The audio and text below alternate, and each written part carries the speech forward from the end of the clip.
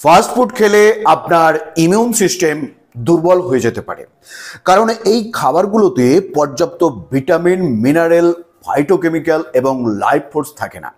বরং এসব খাবারে থাকে প্রচুর চিনি, তেল এবং চর্বি। নিয়মিত চিনি, তেল বা চর্বিযুক্ত খাবার খেলে শরীরে ক্রনিক ইনফ্লামেশন বা দীর্ঘস্থায়ী প্রদাহ হতে থাকে। এর ফলে শরীরে ক্যান্সারের ঝুঁকি বাড়ে।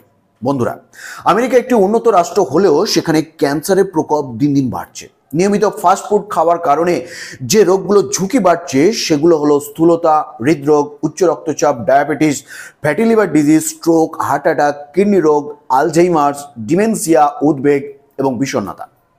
পশ্চিমা দেশগুলো আমাদের কাছে স্বপ্নের দেশ। সব দিক থেকেই উন্নত আমেরিকা, বিশেষ করে চিকিৎসা শাস্ত্রে। কিন্তু এত উন্নত দেশ হওয়া সত্ত্বেও তাদের অবস্থা দেখুন।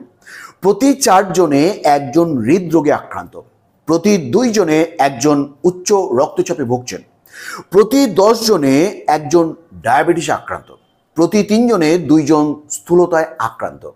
এই অস্বাভাবিক অবস্থার প্রধান কারণ হলো ফাস্টফুড বা জাঙ্ক ফুড খাওয়ার অভ্যাস।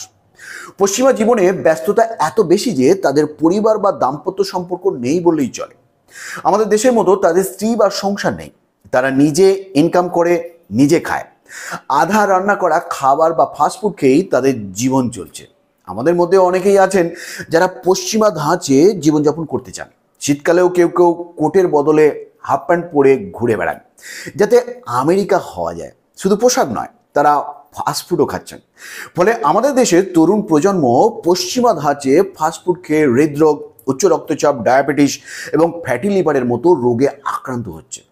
এমনকি অনেক তরুণ হৃদরোগে আক্রান্ত হয়ে হার্ট অ্যাটাকের শিকার হচ্ছে। পরিসংখ্যান বলছে 2021 সালের বিশ্ব হার্ট দিবসের তথ্য অনুযায়ী 5 জন তরুণের 1 জন হৃদরোগের ঝুঁকিতে। 2022 সালের সেপ্টেম্বরে বিশ্ব হার্ট দিবসের তথ্য অনুযায়ী কম বয়সীদের হৃদরোগে মৃত্যু উল্লেখযোগ্য হারে বেড়েছে। 35 বছর কম বয়সী অসংখ্য তরুণ হৃদরোগে আক্রান্ত হচ্ছেন। এটি অত্যন্ত উদ্বেগজনক ঘটনা। তরুণ প্রজন্মকে রক্ষা করতে কি করবেন?